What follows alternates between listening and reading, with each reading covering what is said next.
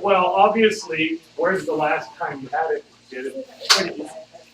Yeah. In his pants? No. I didn't expect it to go there. That was a really bad turn of the conversation, and I need to bail out right now. I thought that's what you did.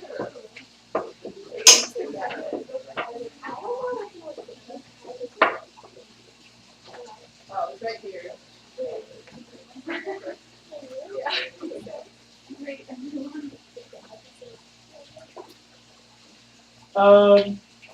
I think we left off after discussing some basics about water. Did we talk about the Ogallala Aquifer last time? Oh, damn. So, I need to warn you now that if everything goes according to plan, we're going to get to a part of the day where you will hell or high water need a sheet of paper. And then you can just scribble a few little words on the side of your 8.2. I'm pretty much going almost every study goal today. We talked already some basics of how water works.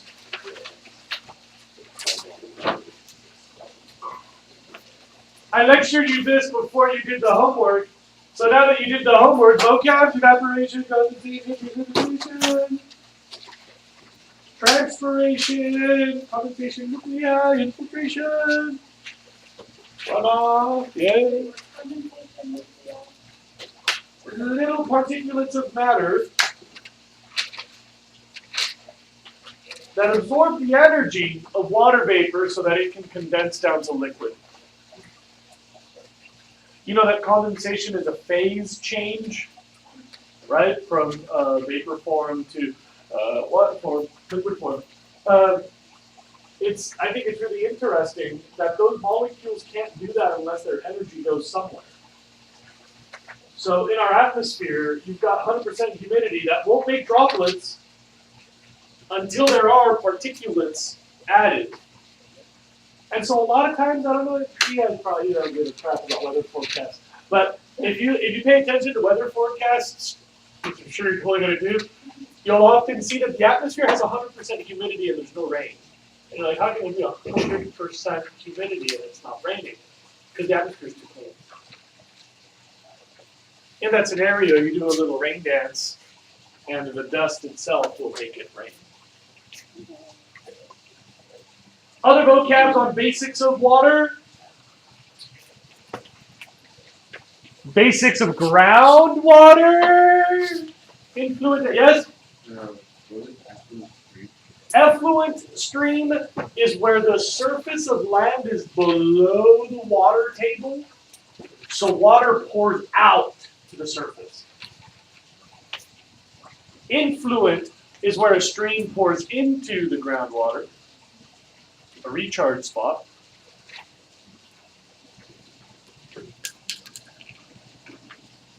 That was utterly spontaneous. Okay, yeah, I'll back to it. Keep it cool. Oh, no! I borrowed my Jamaica pencil and brought it back with my lead. Stuck.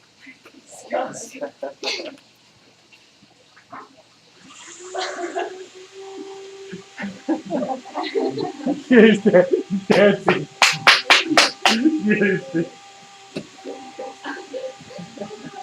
No, they lost the pencil.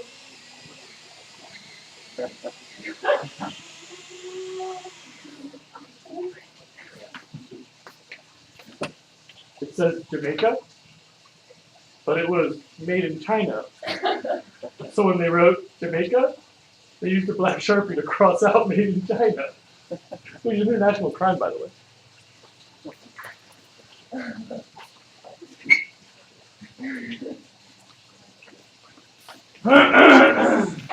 Yes, I know. It's very frustrating. I know. can't do anything with it. I can fix it for you. I'd rather not. I'm really good at that. Not. May I suggest that you put it away then?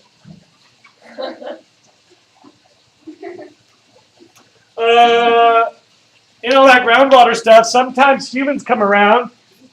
Did I tell you that the one that matters most in this unit is number 2? This would be study goal number 13, which said, how does groundwater interact with surface water? And I think you can see from anywhere in the room that there's 1, 2, 3, 4, 5, 6 ways. And 1, 3, 4, 5, 6 are pretty straightforward. Like farmers take it out, or irrigation puts it back in, or having a reservoir recharges groundwater. And those are all pretty obvious. But the one that you need to know in your notes, color high water, is number 2. Because cities, you can see that number 2 is a city, right? Concrete jungle, you all see that? Number 2, really interesting things happen. We're going to talk more about this in a few minutes, so either you're going to write it now or you're going to write it later. Cities, number 1, prevent recharge. Instead, number 2, they increase runoff.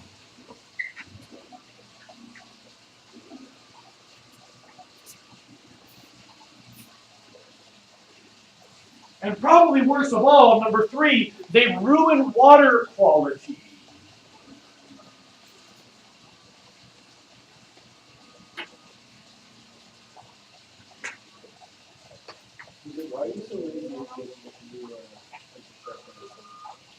Are you kidding me? That one? I get to sharpen the pencil without a That is the finest hand crank pencil sharpener in North America.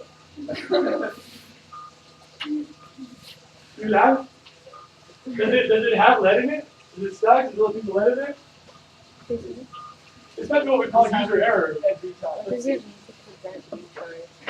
So it doesn't let the water go into the groundwater because there's like concrete underneath. You can't see it.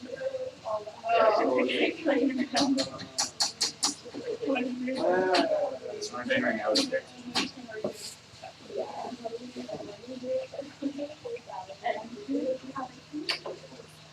Sorry, kids. This is what we call an opportunity for lifelong learning. A teachable moment, as it were, for young nerds.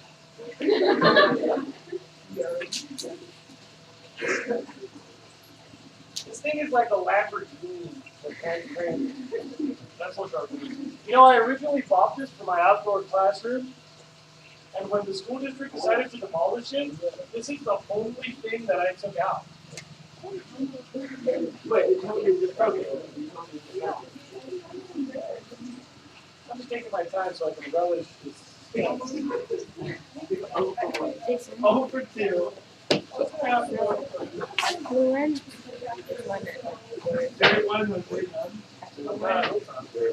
Oh, is that third time? takes water from the ground. So those are those stay wet all year round. Whereas influent streams put water into the ground. So once that dries up, you gotta wait for it to rain again.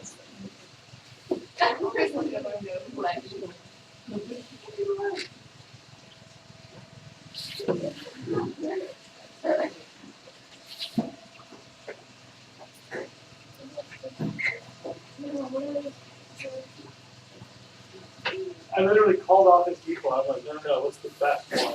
They're like, well, top seller is exactly blah, blah, blah. And I was like, no, you didn't understand my question.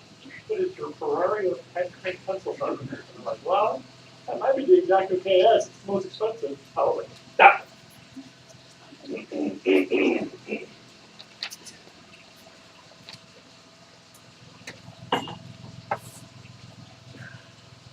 Number 14.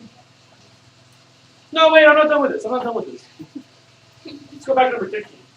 There's a lot of things that humans do with their water budget, you know. We like pollute groundwater, and we like add groundwater, we take out groundwater, and all that crap. But cities really change the fundamentals of our water world. Cities really do change everything. Those 3 things that you wrote down, I hope you understand how they work. Blocking recharge because of all of our impermeable surfaces. You understand concrete and asphalt don't let water go into the ground. And of course, if it's not infiltrating the ground, then it must be running off the surface. And so we increase runoff. that means downhill of cities you have much more flooding. And underneath cities you have far less groundwater. So instead of the landscape being the sponge, you've thrown a tarp over part of it, so at the edges of the tarp you've got a lot more water moving. That's like a double whammy problem that nowadays we have to deal with. And of course, when it rains, you know, you're washing off the nastiness of the city. We'll talk more about that a little later, but that's really unfortunate. We'll come back to this topic, yes. There's some like super fancy asphalt that actually do let water. There are, and on our field trip, I'll show you a little tiny piece of that super fancy asphalt that is partially permeable. Get it? When are we going? Where? We're gonna cruise down the Mission Creek watershed from top to bottom. But I still haven't heard back from the water treatment people, and I'm afraid they're maybe not able to accommodate us. Ideally, we would do the top to bottom watershed Mission Creek thing, and then we would have lunch at the beach, because what's the point of the field trip if you can't have lunch at the beach? And then we would go to the wastewater treatment facility, which smells like Serena, and then we would have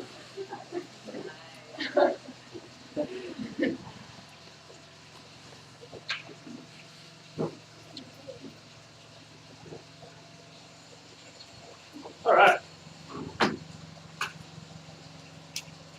Oh, number 14 now.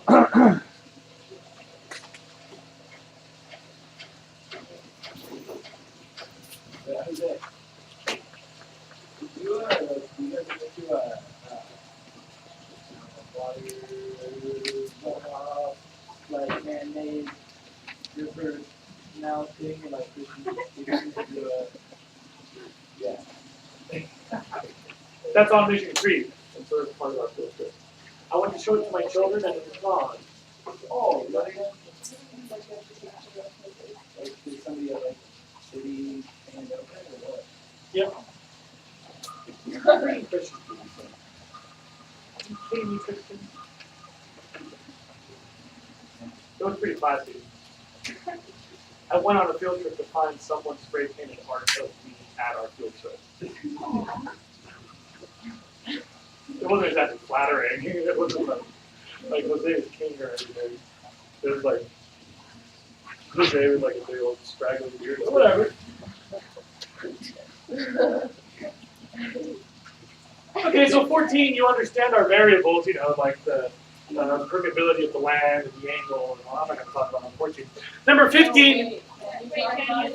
What? Yeah, so the variables you got to keep in track are like how much is it raining, what percentage of that rain is running off the ground. You can make this up. How much soaks into the ground, so how permeable is the surface.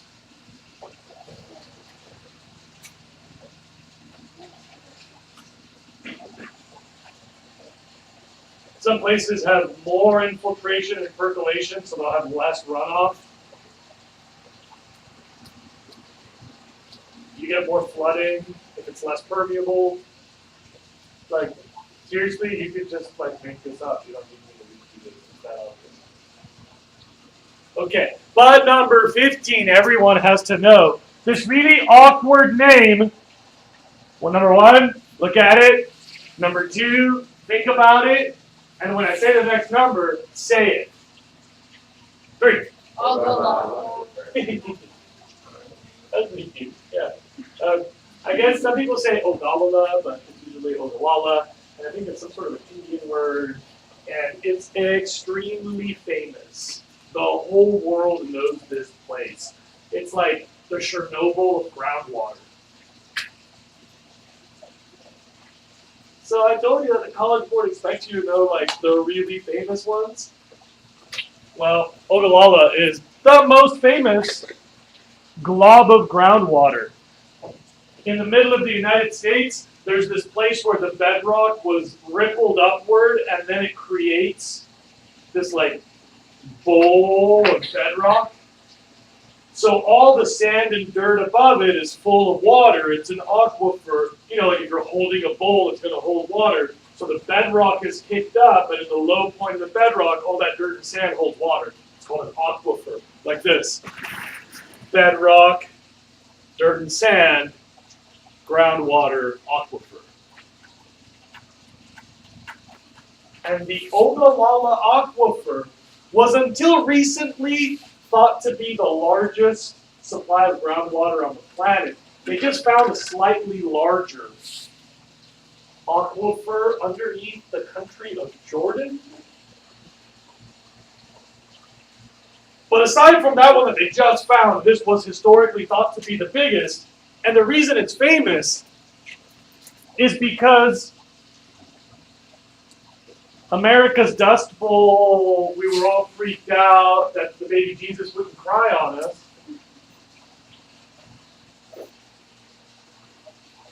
And 30s, 40s, 50s, to solve that problem, a bunch of nerds and engineers were like, screw you, baby Jesus, you don't need to cry. We're going to suck it out of the dirt. And because this was like America's breadbasket, we tapped that. That's actually the word for it. And of course, we took water out faster than the baby Jesus added water. We, quote unquote, vocabulary term, overdrafted the aquifer. How many of you manage your own checking account? Like put in your own money and you write checks? Okay, those of you who put in your own money and you write checks, do you know the name for writing a check that's too big for the amount of money in your checking account? The verb is bouncing, and that event noun is called an overdraft. Yeah, because like there's not enough in it to cover what you take it out of it. So it's just like a checking account. Overdraft is if you're writing big checks that are bigger than your deposits. And this is so obvious, right? Like, I'm always shocked that there's actually grown-ups who like can't figure out their checkbook. Like, yeah, I got $200 in there. I'll write you a check for $300, no problem. And I'm like, yeah, how are you a grown-up? Like, I understand poverty, but like bouncing checks is not poverty. It's like maybe this will work. And so, what you see here is basically people who can't manage their checking account. The majority of the Ogallala is overdrafted by about 10 or 15 feet, and those brown globs are overdrafted by about 50 feet. So remember talking about the cone of depression where the water table sinks because you suck out a bunch of water and it hasn't had a chance to like flood back through the dirt yet, cone of depression? Yeah? So the cones of depression are giant. They're like miles across. There's entire regions, like a whole city, where the water table has gone so deep that people just can't push the straw any deeper, and they're like, oh, we gotta quit being a city. And like literally cities will close down and people are stuck with worthless real estate. Like, wait, nobody wants to buy my house because there's no water. And this is like famous tragic comedy. Because the rest of the world's like, you had the biggest aquifer, you idiots. And we're like, America! How'd I go, buddy? Good, it got all of them. Yeah! Don't fall on your shoulder. Look, everybody, look up here. You see how during the last ice age, the North Pole was all the way down to like Ohio? See that? Arctic ice sheet came all the way down. Canada was like 100% under ice, which is pretty much now, but anyway. That ice cap came all the way down to the middle of the U.S. And look, Las Vegas was like rainforest. And as the planet heated up, like the ice crept further and further north. But as that stuff melted, it filled in this giant pocket underground. So a lot of people call this a fossil water deposit, like a fossil fuel, because it's old. So that water's there from like 16,000 years ago. And technically, the middle of the United States isn't that wet. So it's like, hey, we got a whole bunch of water. but that's like not really being resupplied. So if somebody gives you like a gigantic checking account, you can spend it, but you're not going to make any more deposits. Ogallala. We got like a fatty checking account with no more deposits. And in some places, we just spent it down too quick. Would it have made a difference if we like tapered it? It's an interesting question. You know, if you use it up more slowly, it's just level but still sinking. Yeah. Right? It's not going to be replenished. Does anybody find it interesting that there's places where it's blue, like positive, like higher than it was historically? Can anybody guess why? Where are those blue places? By rivers, or no. Yes, they are by rivers mostly. Why would that help? Areas of influence. Runoff, and like flooding. They have a high water table. But it's actually positive. The water table came higher Oh. over time. Compared to like 50 years ago or something, yeah, compared to 65 years ago, those blue spots, the water table has risen. How could that happen? Like water traveling down the river from further. You mean traveling uphill from the river? Maybe, yeah. Impermeable surfaces. How does the water travel uphill from the river? I don't know what's If that. you're a farmer, you can get your water out of the ground or. So those blue are farm areas where instead of sucking out groundwater, people are sucking out river water and irrigating, and that's going to infiltrate, and that's going to elevate recharge mound. Why is it also where it's all like right on the Right there in Tejas? Right there in Tejas? Yeah. That one little blue spot in the middle of Tejas? Wait, right above it, the giant pocket of. Right. I'm guessing that there's just like water transport, maybe? So they're sucking it out of the ground, and then like, for some reason, only thing I can think of. I've wondered the same thing. I don't know. Maybe there's a river that doesn't show up there. Number 16. Do we actually turn oil into water? No, What do we turn into water? salt water. Salt water. Salt water into water. Everybody knows that. You don't even take up salt. The opposite of salination. It's to unsalinate. Did we used to have one of those in kindergarten? And then they like took it apart and then now we need it again? That. Yeah. We'll get back to that story. First, this. We're not literally, we're only figuratively turning. How are we figuratively turning oil into salt, into water? Ah, Because we're using like machines that require oil energy to. kinda. It takes a lot of energy to run it. Yeah, that's right. That's right. It takes a whole lot of energy. This is so energy intensive. You know, all the expense of water is the energy of getting it. You realize that, right? When you buy water, you're paying somebody else to run plumbing. Everybody understand that? Energy costs and the cost of water. This is the most expensive water because it has the most energy. That's what I mean by turning oil into water. It's you have to have a fossil fuel energy source to make all the electricity, to make all the water. This is the most expensive and most energy intensive water on the planet. It's a large scale reverse osmosis. So if you look underneath the sink at your house, or you ask the butler to look underneath the sink under your house, and there's like that 3-can plastic thing on a metal bracket with like a big round metal cylinder that looks like a medicine ball. And then like little thin hoses that go to like a little tiny spout that looks like a flamingo head next to your faucet. You know what I'm talking about? That's reverse osmosis. And what they do is they like filter at the molecular level. It's like a really fine filter. But if we're talking like an industrial water supply, that's a lot of freaking filters. And that's a lot of water at really high pressure. And wherever you are, you're above the ocean.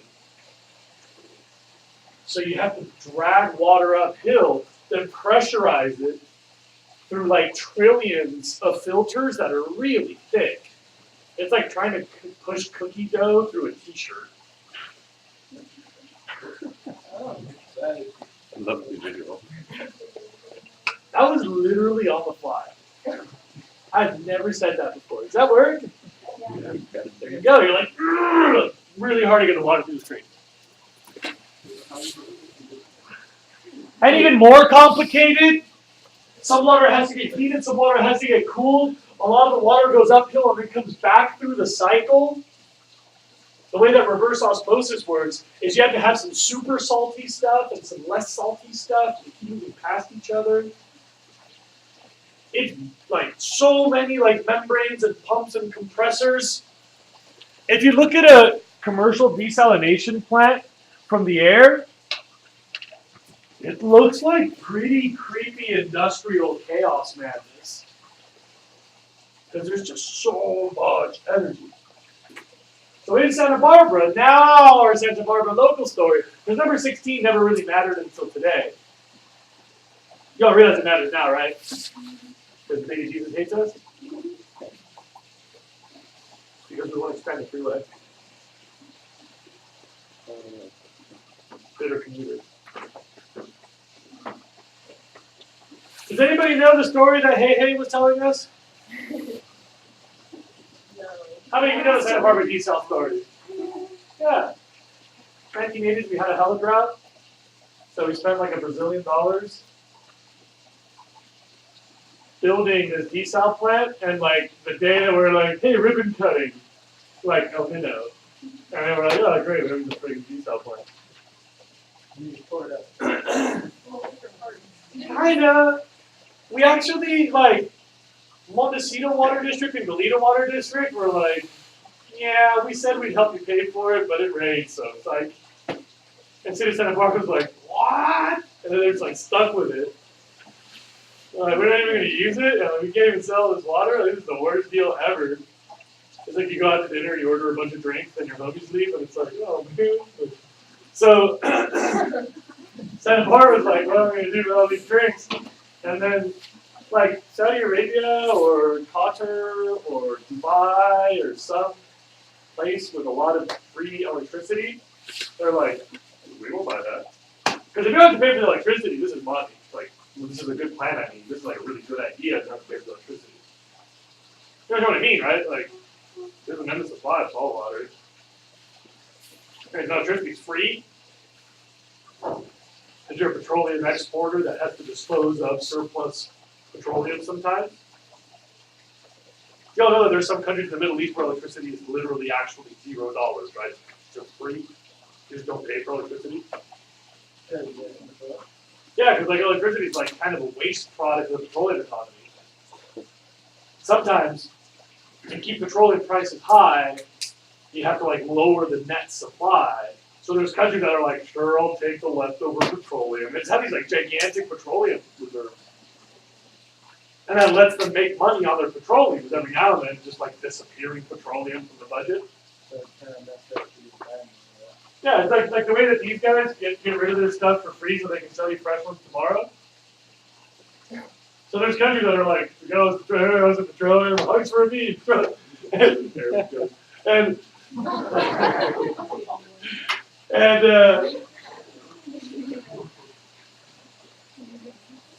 some Arab countries, no, it's Persian.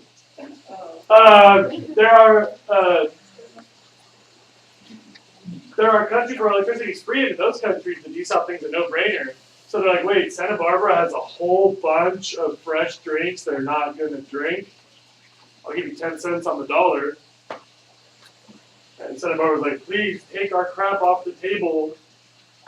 And so we sold off all of our filters for like way less than their retail price. Yeah. You ever like see something on Craigslist like new in box, never used, cheap, please buy it. And then now we're like back to drought. They're like, maybe we should like go back to the drawing board and like, yeah, let's do that desal thing again. So we had to like spend $1 gazillion rebuilding it. And you know, Mark's gonna do really well. Yeah. Google says the biggest desal plant is in San Diego. Yeah, that's right. That's right. Oh, Yeah. okay. Yeah, I believe that. Where's this one? Oh crap.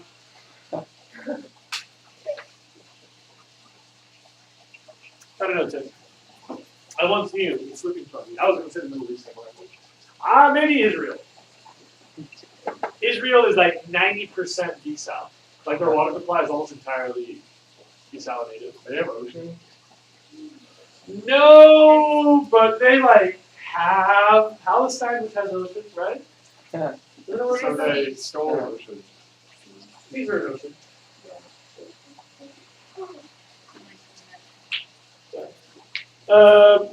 Okay. A couple of things you should know also. Number one, problem dumping the salt. It's not rock salt. It's just really salty water.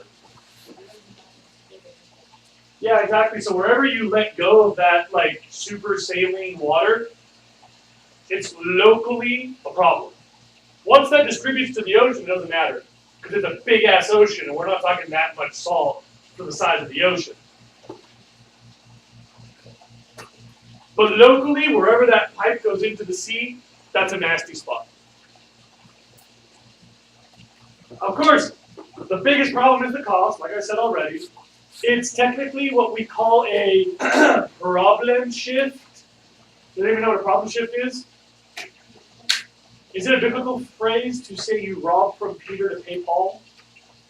Is that biblical? Yeah. Sounds like it, right? Peter and Paul? What does that mean to rob from Peter to pay Paul?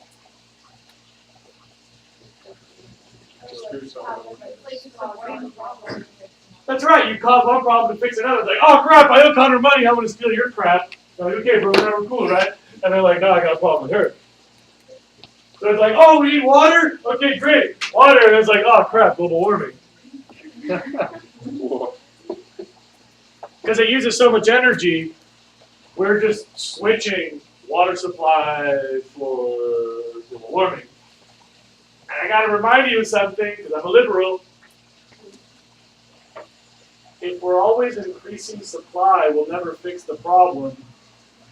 It's actually more profitable and always simpler if we can lower our demand. You realize we can get water a million other ways too. You can take babies and squeeze them out and get water out.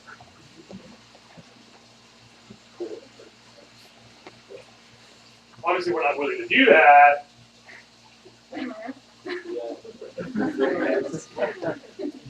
But what I'm saying is, if all we're thinking of is the supply question and we're not thinking about the cost of increasing that supply, we end up doing some pretty stupid stuff that might otherwise not be reasonable.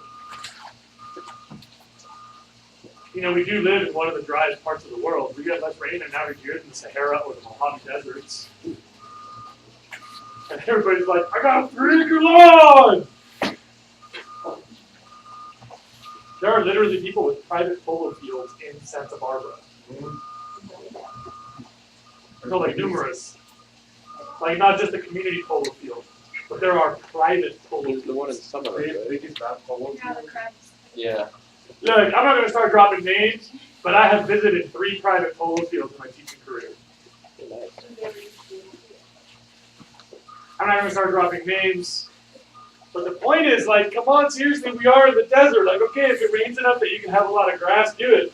But when it comes time to, like, making global warming that's, like, ruining people's food supply and drowning islands in the Pacific, we're like, whatever. I want to go play polo on. Like, I don't know. Finally, about desal, there is hope. It's called nerds. Science really does promise better desal. It's like really on the horizon. Like we're really like a couple of years away from like solving the water problem. Because if you can make desal happen without the energy, no brainer. How would you do that? Nanotechnology, engineering at the molecular level. Basically, you can make like ion channels or selective permeability that like lets one thing go through the membrane and not another. And some of those are technically near passive. So basically, you stretch the t-shirt, pour the water on top, and the good stuff goes through and the bad stuff stays on top. So I think sometime in your lifetime, the water thing will be solved. If you get a chance to work in nanotechnology, trust me, you do that. Like, in all of my educated life until now, I have never seen such an obvious train getting ready to leave the station. Like, I didn't really predict that Mark Zuckerberg would get rich. Like, I couldn't have guessed that. But I tell you what, nanotechnology, like, that's money right there. You make money. Smarter batteries, more stuff in space, better electronics, like, everything our world needs. Sustainable energy, free water, all nanotech. You gotta do that stuff. Medical advancements, counseling.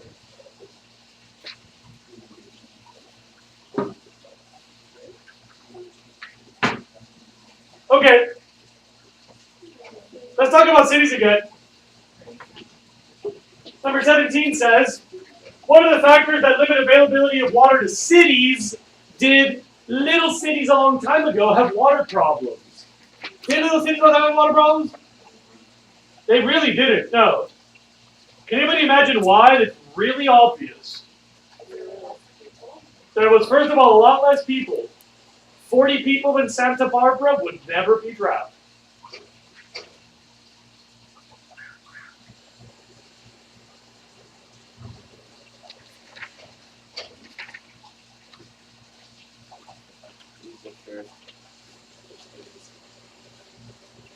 Wait, why are these for my students? I already handed out to my students yesterday. I'm just the messenger. Wait, who gave you this? Did Paul Forrester give you this? Do all of you have Paul Forrester during period 1? Yes. What is it? Tell Theo, tell Paul Forrester I made this thing. I'll make it, don't worry.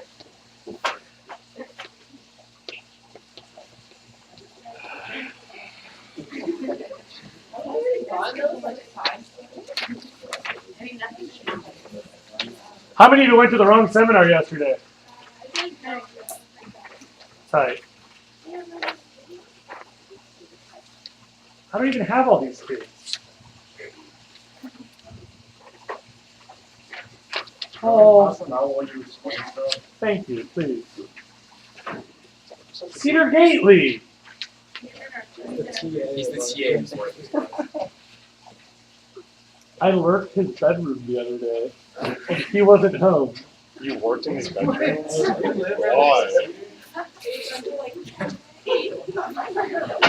Nope.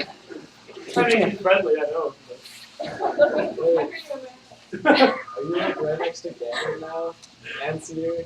I Are we gonna move into Cedar's house? was thinking about it, so I visited. Yeah. I should have sent him Snapchats or something. He was sitting on his bed. I was gonna, and I left my phone in the car. I was gonna be like, yo, Stacey, hold my phone and like get on his bed. Take my shirt off for him. Where do I find the names? Nancy. Who's Nancy Geezer? Oh, that's your mom. I know Nancy Geezer. Alright. They're going to be in alphabetical order, so you just. Alright. We're kind of lagging, I'm sorry. The reason little cities didn't have water problems is you just put enough people for all the water there. And if, like, Stickles shows up late to the party, we're like, sorry, bro, you can't live here because we ain't got enough water. But at some point, we got cocky, I guess. Like, oh, I got all this technology. I can solve the water problem, and then we can just pile up people. And when we started to depend on transportation for water transport, it seemed like that would solve water shortages, but it creates water shortages. Let's talk about Los Angeles. No, not transports on water. I mean the transport of water. You guys realize that Los Angeles gets most of their water from the Colorado River and the Eastern Sierras? They bought the Owens Valley, basically. They bought the water rights all the way from, like, Bridgeport down to, like, Mojave. And they have, like, the LA River, which is not a river. And they have like all of this water supply that's all man-made coming out of the hills by San, what's it called, the Spanish Mountain. Yeah, San Clarita. Yeah, Valencia.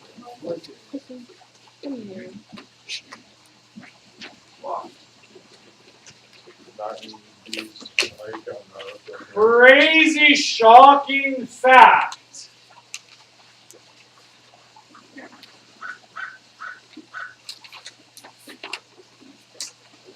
About Los Angeles, they receive enough rainfall in an average year to supply their entire drinking water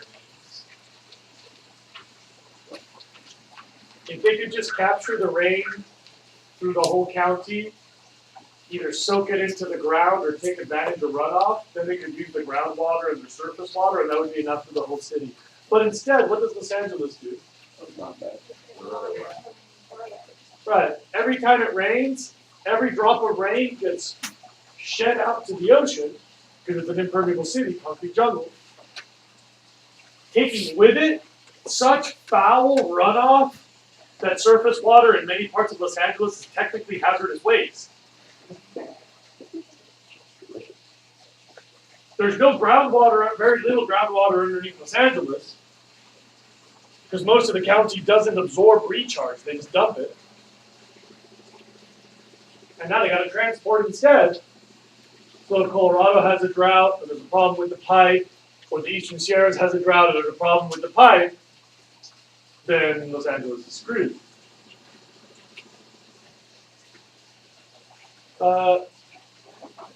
Remember they're the same variables. Less recharge, more runoff, and making that water nasty. And I really got to stress how nasty that gets. Anybody who's surfer who knows a surfer can tell you there's one day that no matter what you don't go surfing in Santa Barbara. The day after. I mean, all right, fine. Yes, I would go too, but there's one day that only an idiot like Pierce or Jose would go out. Yeah, the day after the first rain. Why the first rain? We get our last rain in February, March sometimes, and it won't rain until October, November sometimes. That's 5 or 6 months. Think about how many dogs live in your neighborhood. They each crap, what, twice a day? And piss like 1 trillion times a day? Think about how many raccoons, how many birds. We're talking the entire watershed. Like, if you're thinking, like, I'm going to surf somewhere between Campus Point and Rincon, we're talking, like, the whole front range of dogs, raccoons, birds, bums like Jose, who do God knows what in the bushes. Every cigarette smoker that throws a cigarette butts on the ground. Every, like, dirty diaper that will, like, miss the trash can or get, like, blown over when the wind knocks over. Or, like, the seagulls go picking through the trash and they throw dirty diapers out or whatever. For, like, 5 or 6 months.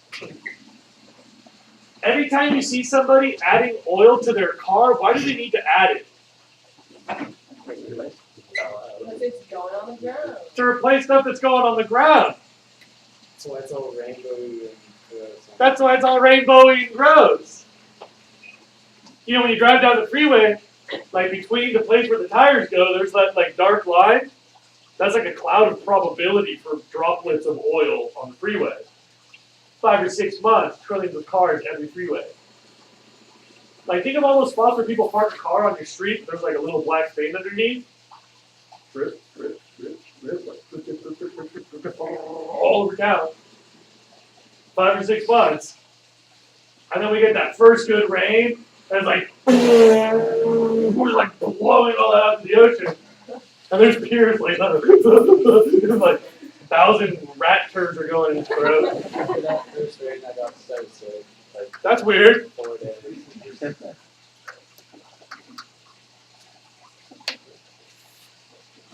I've like literally not been able to hear for like months of my life. No, like months, like literally I've had like such severe ear problems on the right side. I still don't hear well on the right side. I can't equalize right when I dive on the right side. I've got all my eardrum diving on the right side. I'm all sweet. Who cares if it's ring? And then like you die from that. Oh shit. All those bumps just like crapping in the back of your throat. Thanks, bums.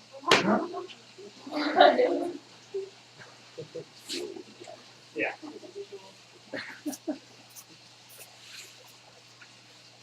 Jose has a way with words, doesn't he?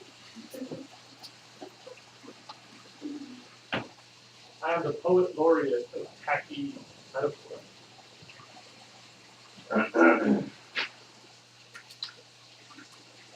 All right, let's talk water budgets, number 18.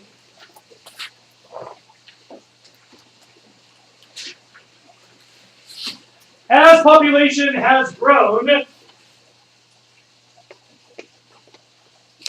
water usage used to be proportional to population, except in the 1980s. Water usage leveled off even though population kept growing. In other words, per American, water use started to go down in the 80s. That's a good trend. You can see that the pizza kept growing until the 1980s, when the pizza stayed the same size, even though there was more and more people. So we found a way to make smaller slices of the pizza. See what I mean? That the overall American water usage from 1980 until the year 2000 is roughly steady. But there's more and more people, so we're dividing it better. And that's from like slightly higher water prices. There's a lot of industrial gains, you know, in a more competitive economy. People can't afford to waste resources. Efficient toilets became more common. People got fancier technology to irrigate their lawns. But when you look at the individual users, when you break that down to see where the water is being used, I don't know about you, I'm really surprised to see what the blue line is. Everybody in the back, you can all see that blue is the biggest line, right? Kids in the front, maybe read it for the kids in the back. What's blue? Thermoelectric. What the hell is that? That's the thermo? Electric heat. Yeah, what's it? What? What the hell are you talking about? She's right, but what do we mean? Heat that is created from electric heat. What's that got to do with water supply?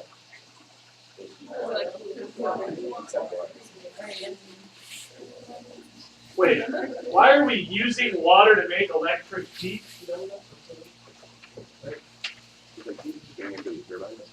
What?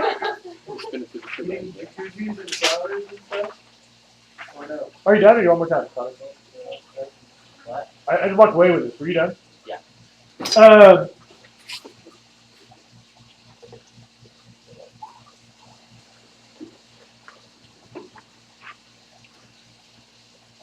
Remember all those condenser loops that have to make the steam back into water? Where you need cold to heat up so that the steam can get colder? That's what that is. And in a lot of places, like, you're going to put the power plant right next to the biggest possible faucet so that the water is like already under pressure so you can do that. So miraculous. The biggest withdrawal of water in America to make electricity. We don't even need that to be water, let alone need it to be drinking water. It's interesting to point out that most of that gets put back in the system somewhere. So that doesn't evaporate, that doesn't soak into the ground, it's usually just released. So if you live in St. Louis, that's river water that becomes river water downstream. But in some places, that's fresh water that becomes sewage runoff to the ocean. Does everybody see what the next biggest one is? What's the brown line? Irrigation. Keep in mind, look at how small the green bar is. Look at how small the public supply is. Look at how small the industrial is. But agriculture is big. Anybody have the reading packet? reading packet, reading packet, reading packet, reading packet, reading packet, reading packet, reading packet, reading packet.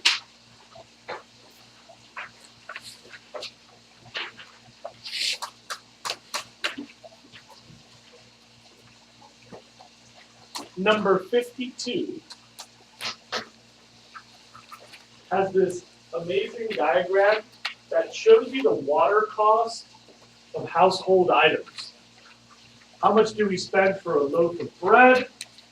Like 10 gallons. How much do we spend for an apple? Like 15 gallons. A sheet of paper, 2.5. A beer, 20. Well, almonds are pretty high. Almonds are like the biggest water consumer in California. I feel bad for almond farmers. It's true that almonds use a lot of water. But for a unit of protein, it's actually way less than meat. The hamburger uses 634 gallons per burger. Is that like lettuce, cheese, tomato, like bun? No, I believe that's just the beef, bro. The dope leather loafers that the kid's about to put on, 2,100 gallons. The t-shirt, 1,000 gallons. That's what I mean about the almonds. If I have somebody who's buying a whole bunch of crap and they talk crap about my almonds, I'm like, bro, you're wearing like a t-shirt and leather shoes, and you're gonna tell me about eating like vegetable protein as opposed to animal protein?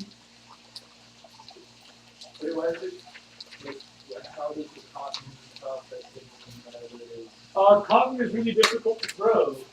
You know, we used to grow it in the south because it rains like a lot there. But most places now that we grow it, we have to irrigate it. We have to irrigate it on water.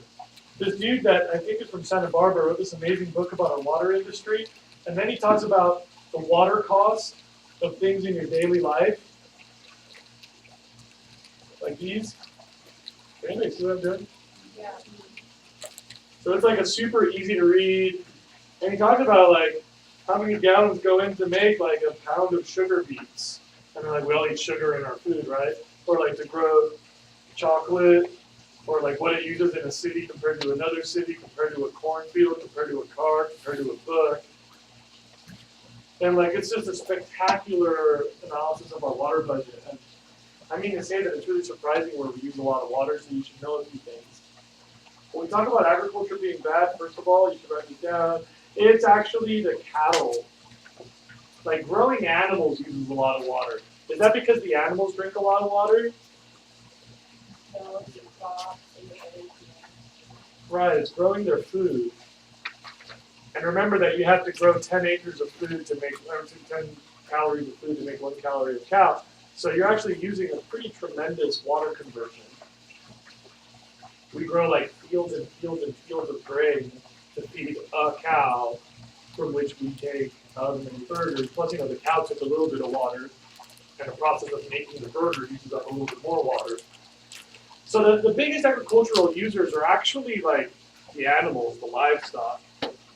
Then within that, yeah, there's crops that are better or worse. But I consider that to be a far smaller issue. Inside your house, like indoors, the biggest thing we do on average is flush toilets. Inside the walls of your house, the biggest water consumer is getting rid of your turds. And does everybody realize that we flush poo with drinking water? Yeah. Your toilet has a greater drinking water supply daily than the average human on Earth. Why are we Because we don't have an alternative system. Don't feel that bad. You don't have much choice. You can get these cool little sinks that go on top of the toilet. They're common in Japan. So the water you use to wash your hands fills the tank. So you flush your turd with dirty hand water. But unless you happen to have one of those cool sinks, the rest of us don't have any choice. What you did, and you just put your stuff on top of the toilet. You could have, yeah. Yeah, that's exactly what you did. Imagine if we could like just take the cup and like have a backfire for it, take the cup and drink the water. Oh yeah, water is that's drinking water. Like no, like apocalypse time. The first thing you do is you drink the toilet water. We could probably leave the stuff in the bowl until we're really desperate. But the stuff in the back I mean, that's just like that's a clean ceramic glass of water. Unless you're like plumbing is rusty or something. Wow. Use toilets with salt water. 'cause it's Right. in the ocean or Okay, yeah, good idea. But no, we don't. why. Our entire nation is built on an infrastructure of drinking water. Because when you grow up in a world of abundance, the concept of scarcity doesn't exist. You talk to the Yanomamo Indians in the Amazon forest, you ask them like, "What'd you eat today?" And they're like, "A toucan and like a blue macaw and like a jaguar." Like, "Oh my god, all that stuff's endangered." And they're like, "I don't know what you're talking about. They're pretty dominant. I hit them all the time." Like, if you live in abundance, that there is no scarcity. We were like, water problems? What water problems? We've got dams. And so we just sort of thought like, we need to worry about that. So we just built, like our whole communities are built on not thinking about that.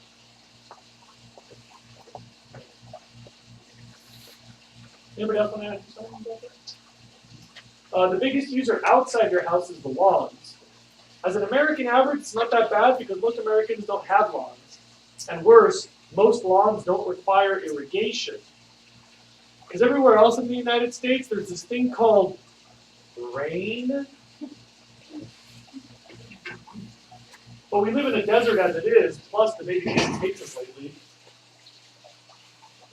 And so here, like lawns in a place like this, you're like one of the hugest water users in America. If you have a big lawn in Santa Barbara, like basically you're like a fraction of the top 1% of water users in America. Okay. So inside it's the toilets, and outside it's the lawns, and in agriculture it's the livestock. Anybody else want to talk about water?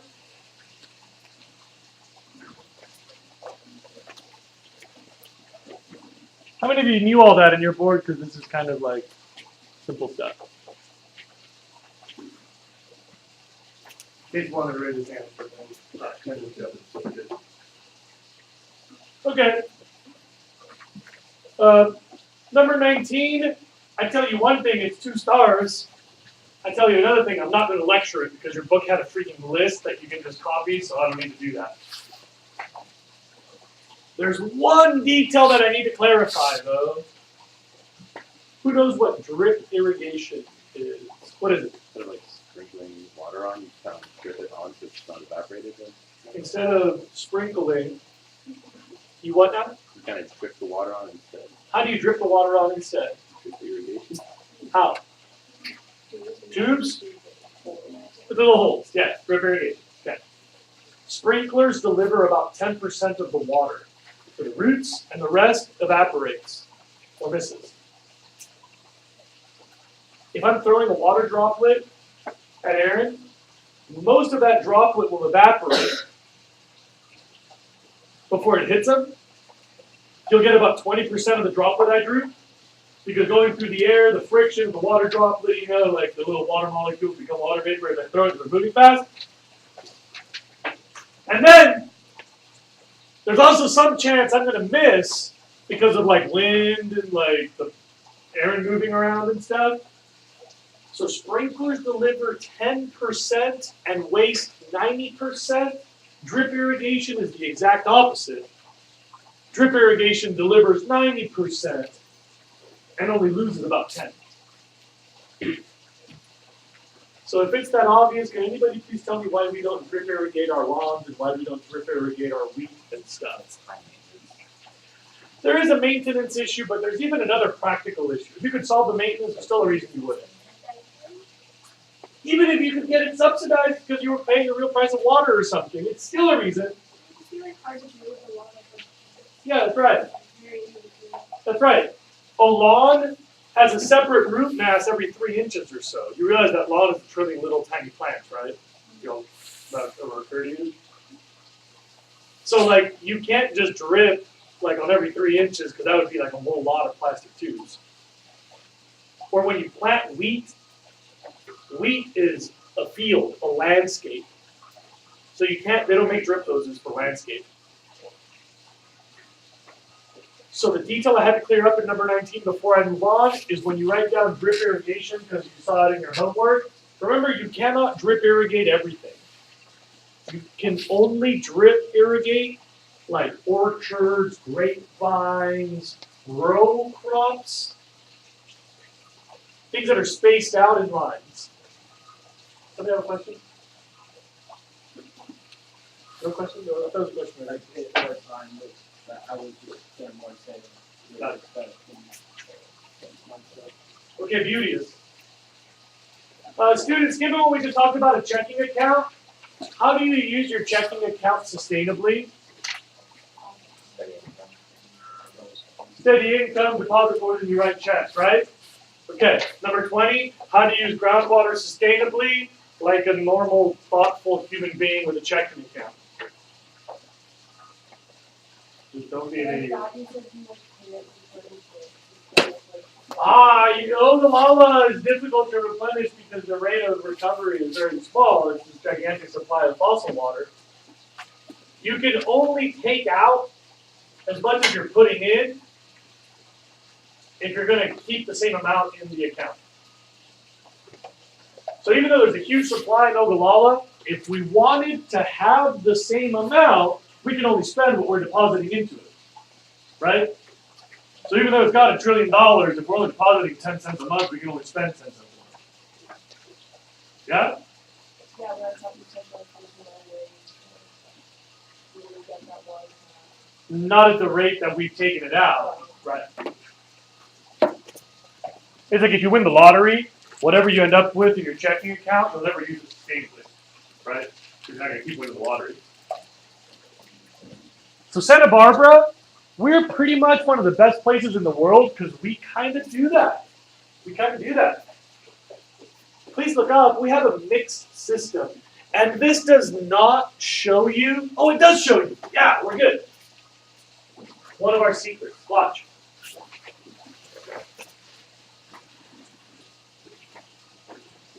All over the world, people come to Santa Barbara to see our water system. Like seriously, like you'll see like touring dignitaries at our water plant. We've got like some of the highest paid water nerds anywhere in the world. Like working here is like working at Lawrence Livermore if you're an engineer or something. Big deal. First, we use our short-term supply. That's our surface water. The reservoirs. Everybody's heard of Kachuma, right? Kachuma Reservoir. You all heard of Gibraltar Reservoir? Another one on the backside, no? And then has anybody heard of the Hunkal? There's a few smaller reservoirs too. But the first line of defense is the surface water. Because the baby Jesus makes a puddle and you take it out of the puddle and baby Jesus will hopefully do it again next year. Most years, most of our water is that. But you know, if it's been a couple of bad years, then we get into the groundwater. That's long-term supply. That should recover for 3 or 4 normal years. So we only get into the groundwater every long term. Every 5 or 6 years, we use our wells, these. Then if we get really desperate, we can pay the state to pump water into Kachuma. It's more expensive because you got to push that water uphill over here. See, the state, they put up dams all along the Sierras, and that fills canals that are used to grow the world's most intensive food production on the planet. You guys realize this is the world's most intense farm on Earth? You know that? Most intense farm on the planet is right here. So we run that in one of the driest deserts on the planet because we plugged the Sierras and then we control that supply. So most years, if we really get desperate and the well's starting to run dry, we can send the state a check and they'll pump that uphill into Lake Kachuma. We have a backup plan to our backup plan. But the state said they're not going to give us any water this year because things are looking kind of grim. So So Santa Barbara's going for Plan D, I guess. A, B, C, D, for desal. Huh. That was good.